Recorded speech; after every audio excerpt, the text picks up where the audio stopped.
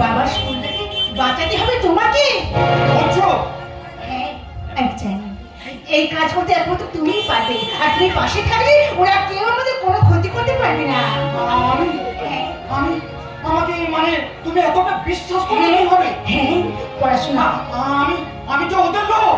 কে কে বলে যে একটা অচেনা মেয়ের সম্মান বাঁচাতে এগিয়ে আসতে পারে সে কখনো ওদের লোক হতে পারে না।